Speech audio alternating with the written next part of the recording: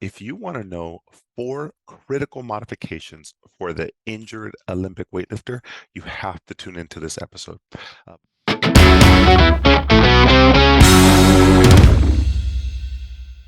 Hi, everyone. Welcome back to the podcast. Welcome all new listeners, and welcome back to those who have heard my content in the past. If you want to know 4 critical modifications for the injured Olympic weightlifter, you have to tune into this episode. Before I go on to the podcast, what is new and better in life?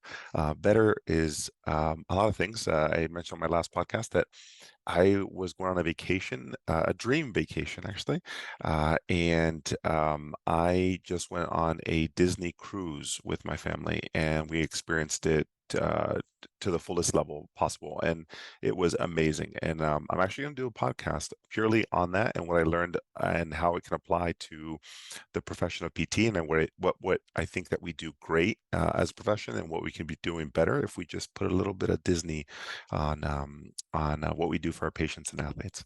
Other than that, what else is happening? I also mentioned that um that I'm doing a competition, a CrossFit competition. If you guys want to tune into that, I don't know, maybe I'll film some stuff or go live or do something. But it's on the 22nd of October, so I'm really pumped for that. I'm already practicing with my teammate. Yes, I have a teammate, and my wife is in the competition as well, so I'm excited for that.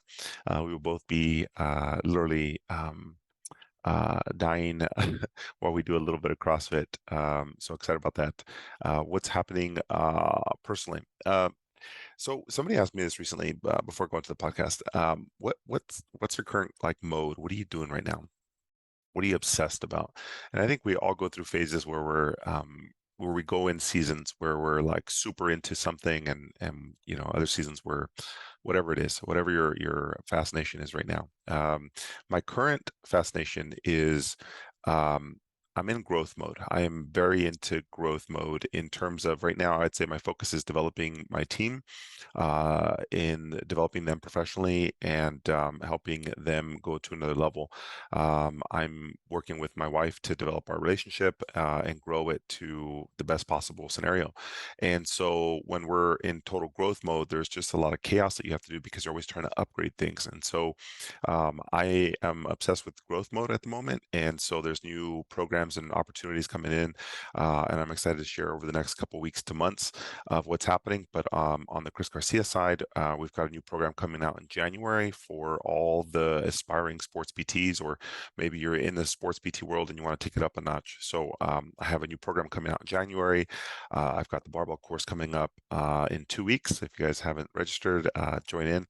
Uh, New opportunities for sports performance in our company, just a lot of good things happening. And this vacation was really good to be able to refocus and what is it that we do and what's your current obsession. So if you haven't thought about that, like what is your current obsession? And you can't say Instagram or YouTube or somebody that entertains you. It's about somebody who, or the thing that fulfills you and is helping you go to another level. So that's my current status on what I am focused on. So for the person who asked me that, there you go. That's my current obsession. All right, on to this podcast. 4 critical modifications for the injured weightlifter. Why am I doing this? Because I see so many weightlifters. Like there's just we operate out of CrossFit gyms, and we just see so many weightlifters. I love Olympic weightlifting. I don't like the clean and jerk. I think everybody around me knows that. I don't love it. That's not my thing. I don't know. I just don't gravitate towards it. What I do gravitate towards is like snatch and cleans. I love it. And today we're going to go over 4 modifications that I think every PT needs to know, whether you have worked with one Olympic weightlifter, 0 Olympic weightlifters, or 5,700, it doesn't matter. That I think there's some principles that can help anybody, and just a good refresher for those who have worked with them in the past. If you ask me, hey, Chris, what are your 4 critical tips that you give to Olympic weightlifters? I'm going to share those today. So let's move on. All right. So the way I categorize things is that um, anybody who there's 3 main injuries that you're going to get in Olympic weightlifters. 3, and I'm going to do a separate podcast for like the 8 main ones that you do, but I'm going to break it and simplify for those who are newer to Olympic weightlifting. If you can just focusing on these 3 regions, it'll help you categorize people a little bit better. But knee pain, back pain, and shoulder pain, those are your kind of top 3. If you can, and there's always wrist and neck and toes and ankles and all this other stuff, but let's make it easy. So where you're going to see your most injuries are at the start of the lift. So any lift. So a clean starts from the ground and a snatch starts from the ground. So this is start position. So I'm literally saying the start position is one main injury you're going to have. And that's typically back pain at the start. So what are some modifications that you can be giving? And ultimately you're trying to focus in on getting this person to be able to participate in the thing that they love. So participating in practice or participating in sessions. So ultimately, your goal is if they train 3 to 4, 5 days a week, your goal is, okay, now PTs always focus on like, well, how to get you pain free? No, stop that. Stop right now. Stop trying to get them out of pain. Just turn the way you look at that, spin it around and say, how can I continue to help you exercise while I get you out of pain? That's a better phrase. And in school, unfortunately, we're taught to get them pain-free. Get them pain-free. That's like every slogan you see on every PT website, every PT marketing. It's the worst thing. You're setting yourself up for failure. The best thing you can do is say, how do I keep you training while I get you out of pain? Now that phrase will stick with Olympic weightlifters just a little easier. Why? Because you're not over-promising something in 1 to 2 sessions. Not possible. And if you are a wizard, good for you. They're still going to come back because they're going to be injured again. So don't think you're that good of a wizard. At Sports Performance, we have a saying, we have a sideways thumb. So anytime you do anything good, it's like a sideways thumb. It's like, okay, great, but there's something right behind that that's probably going to bring you back down to reality. So I love to celebrate things, but I'm also like sideways thumb. Okay, great. So like how do we even get better off of that? And I'm always about celebrating wins, but I think also understanding that you got to stay humble is a really big thing. So getting somebody out of pain is only temporary. So with weightlifters, rephrase it and say, hey, how do we keep you exercising while getting you out of pain? So if they train 3 to 5 days a week, you have to be able to provide modifications. You can't just say stop training. Of course, everybody will get everybody out of pain if you said stop training. You're just the other, like the physician who says, well, just take rest for 6 weeks and you'll be fine. So somebody who's a true sports PT can get somebody back to training with modifications, even if they're in 6 out of 10 pain, even if they're 4 out of 10 or 8 out of 10, you still have to provide modifications and have a plan A, B, and C after that. So what do you do with somebody who has pain with the start position? This is easy. It's going to be with the clean and snatch. So what you're going to do is you're going to have them start from an elevated position. So you're going to put them on blocks or put them on like have the bar start at a higher position. So what you can do is you can have them, instead of starting from the ground, start from the hip. Now you can still clean from the hip and you can still snatch from the hip. Most people with back pain, it's this pull. It's a first pull. It's starting from the ground. So what do? You provide a different option. You don't allow them to start from the ground. You start from the hip. And as their back pain resolves, then you can start going to mid-thigh and then knee and then like mid-shin by that time the bar's on the ground. So an easy way to say this is if people are having pain with the start position, start them from the hip and then work their way down, all the way down. That'll probably take you 4 to 6 weeks.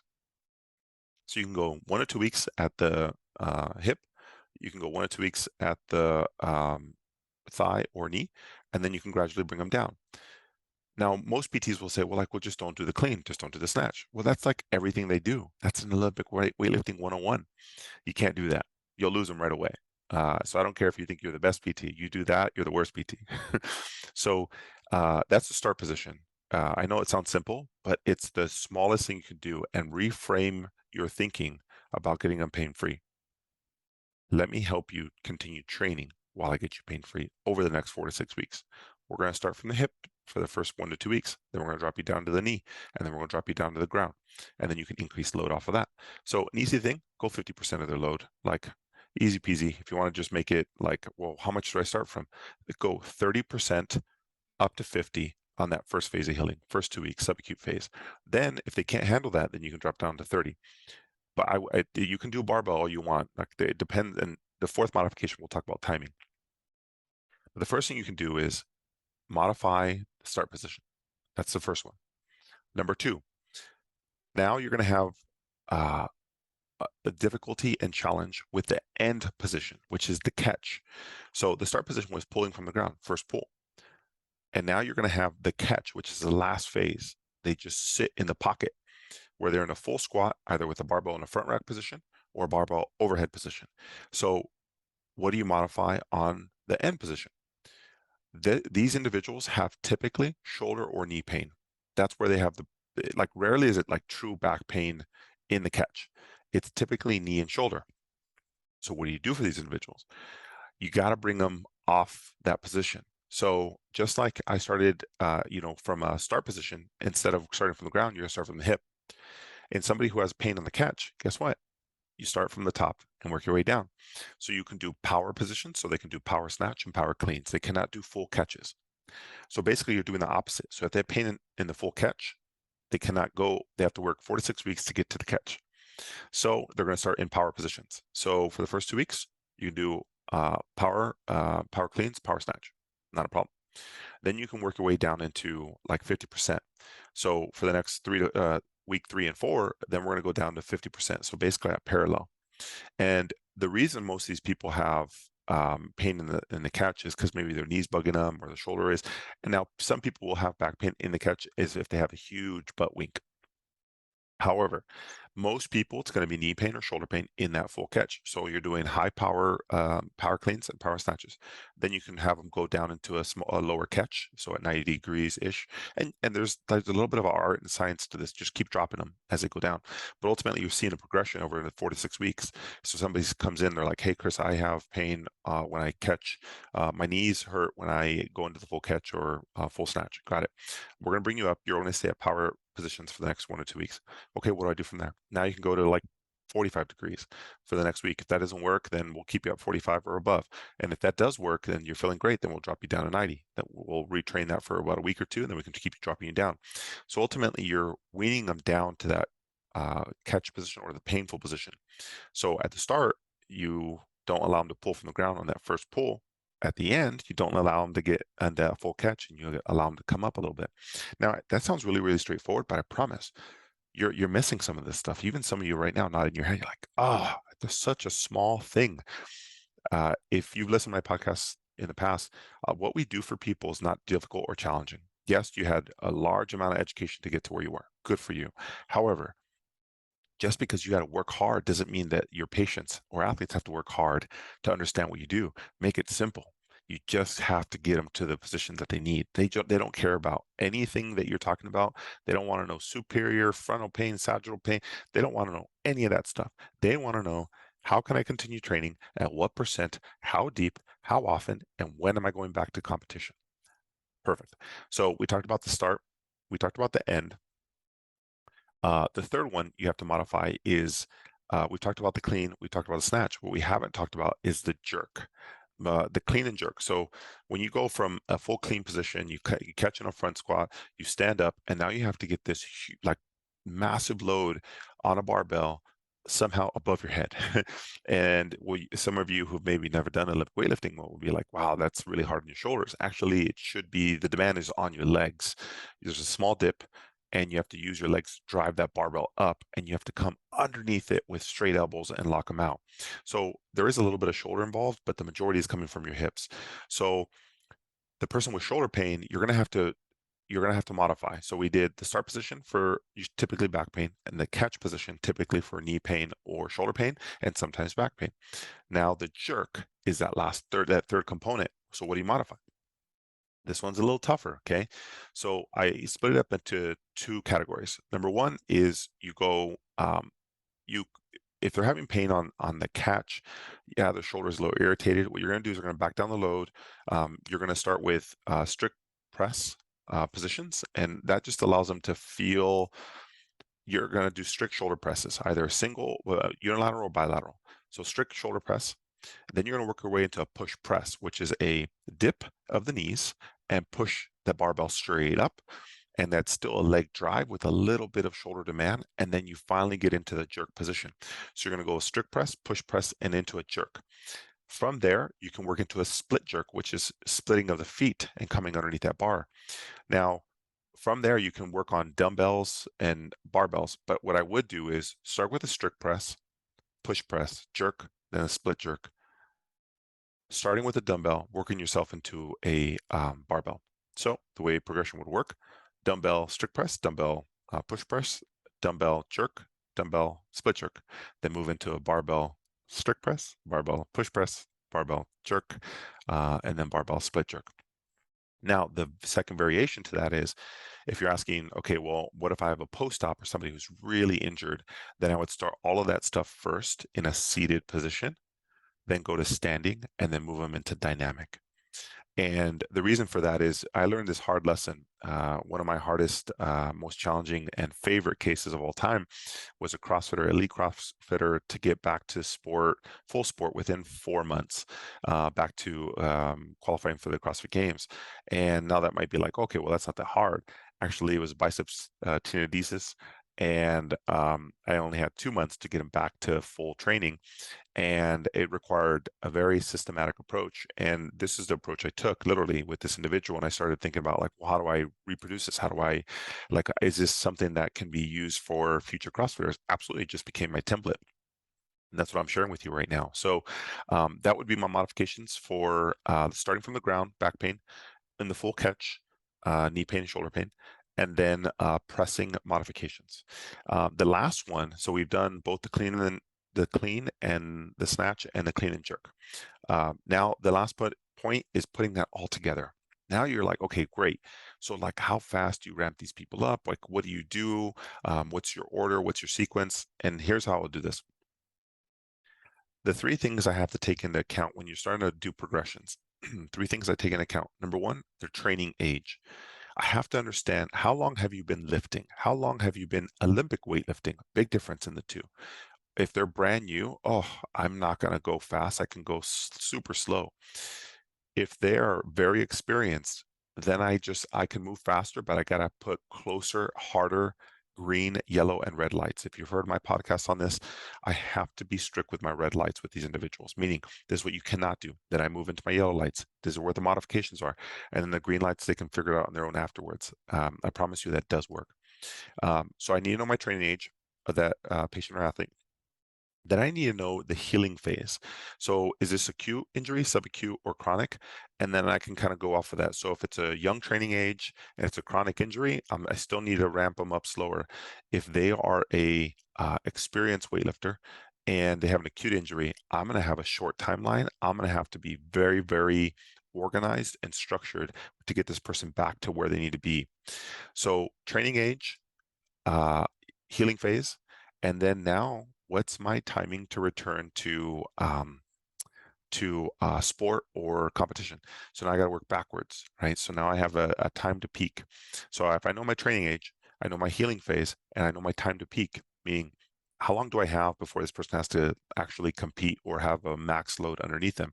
If I know those 3 variables, I can pretty much tell you, is it possible or not? And if you haven't found on my YouTube channel, I do whiteboard sessions. And my whiteboard sessions are literally mapping out somebody's return to sport progressions. And that's probably my one thing. Everybody has their thing.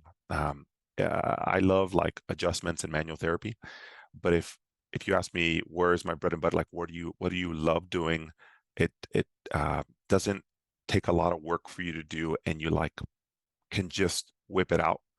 I would say whiteboard progressions to get to a time to peak. And that to me is my favorite thing on the planet. And I love doing them virtually. I just hosted a webinar recently, and we did whiteboard sessions, and the feedback I got from the attendees was massive. They loved the progressions. It was easy to understand. So I need to be able to do a whiteboard session if I know those three things, so if you ask me, Chris, on an email or you're on my webinar, you say, Chris, I have a patient or athlete with shoulder pain, moderate training age, competes in 7 weeks. Is it possible? Oh, I'll write that. I'll like go through the whole sequence with you and go progression by progression. Is it strict press? How are they going to do snatching? How are they going to do cleans? At what percent? At what percent of the load would you do it at week 3, week 4? I mean, if you know those three things, I promise you, you can figure it out. And you don't even need to know what their posture is or anything else. You just need to know, is this possible or not, before you go on to like all the like nitty gritty of like, I don't know, whatever exercise you're going to be creative with. But so my to answer the fourth critical modification would be a systematic progression based on those three variables: training age, time to peak, and the phase of healing. Those are, if you ask me, what do you need to know going into any support mentorship with a athlete? If you can tell me those three things, I can tell you if you're going to be able to do it or not. Before you tell me like, oh, it's an impingement and blah blah blah, and like that's irrelevant. This is it possible or not? Are we wasting our time? So don't get too lost in the weeds when you're working with an Olympic weightlifter. Yes, you can do every fancy exercise. Yes, you can do every manual technique. Yes, you can do the greatest taping technique. But if you don't lock these 4 modifications down, you have zero chance at getting them better. Zero chance. Zero. Absolute zero. And if you're like, well, I've been able to do it. Yeah, but you might have had like luck only goes so far. And I'm telling you, you need to have a systematic approach when you work with these individuals. And the more elite and advanced people you work with, the more this becomes very critical. And when people say like, well, I've been able to get away with it, it's probably because you had community members.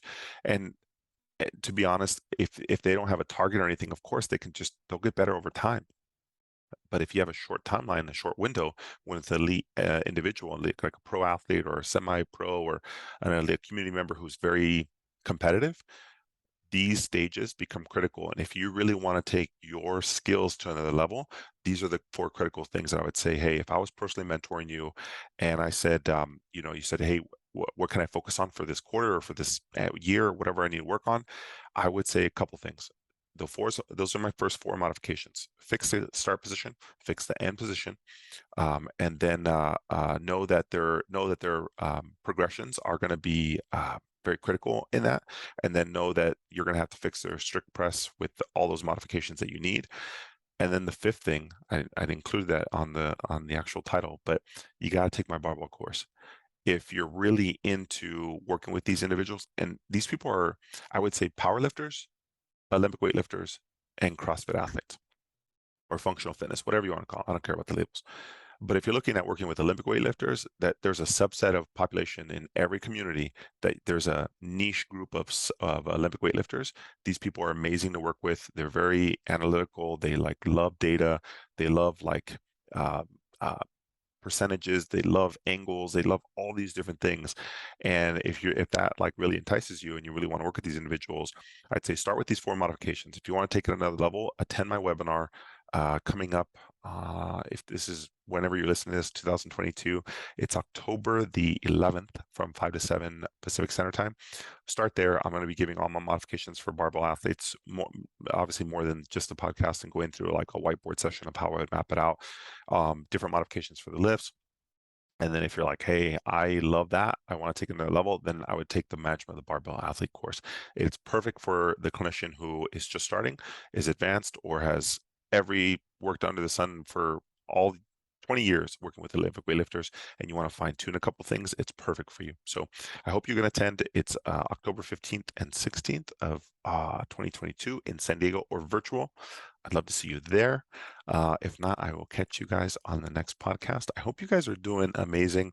I'm coming in refreshed after this amazing Disney cruise. And so after the barbell course, I'm going to release a podcast on the Disney cruise and what it was like to take it up a notch with Disney, and how I'm going to take it back and help my team, help the patients and athletes in our like local community, and how it's really going to make an impact on how we provide the service that we do, because people are looking for that. So I hope that helps wherever you are, and I will see you guys on the next episode. Take care.